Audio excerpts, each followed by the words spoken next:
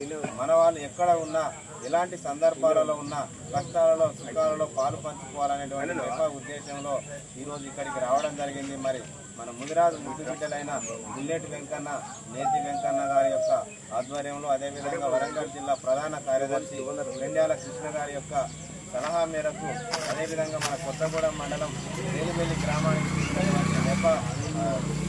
సంఘంలో పనిచేస్తూ ముదిరాజు సంఘంలో పనిచేస్తున్నటువంటి అల్లాడి రాజు గారు, అదేవిధంగా ఇటుకాల నుండి సోమరన్న గారు, అదేవిధంగా మన కేసంద్ర నుండి అశోక్ గారు, అదేవిధంగా ఎదలపల్లి నుండి కూడా మన బంధువులు రావడం జరిగింది. ఇక్కడ ఉన్న అందరి తరఫున ఈ యొక్క పిల్లల ఆత్మ శాంతించాలని నేను చెప్పేది ఒకటే. ఈ యొక్క సందర్భంగా మన కుటుంబాలకు, మన యొక్క ముదిరాజు బంధువులకు ఒకటే వేడుకుంటున్నా, రానున్న కాలంలో అయినా ఎప్పుడైనా మన పిల్లలను జాగ్రత్తగా చూసుకోవాలి. విద్యాపరంగాను కూడా, సంస్కృతి పరంగా కూడా వారి యొక్క అలవాట్లను గమనిస్తూ ఉండాలి. ఏ విధంగా మనం పెంపకంలో కూడా వాళ్ళని ఏ విధంగా ముందుకు తీసుకుపోవాలని కొన్ని సలహాలు, సూచనలు కూడా చదువుకున్న వారి ద్వారానో, విద్యావేత్తల ద్వారానో తల్లిదండ్రులు నిరంతరం పర్యవేక్షిస్తూ కొన్ని సూచనలు, సలహాలు చేసినట్లయితే వారి సరైన మార్గంలో పోవడానికి దిక్సూచిగా ఉంటుంది.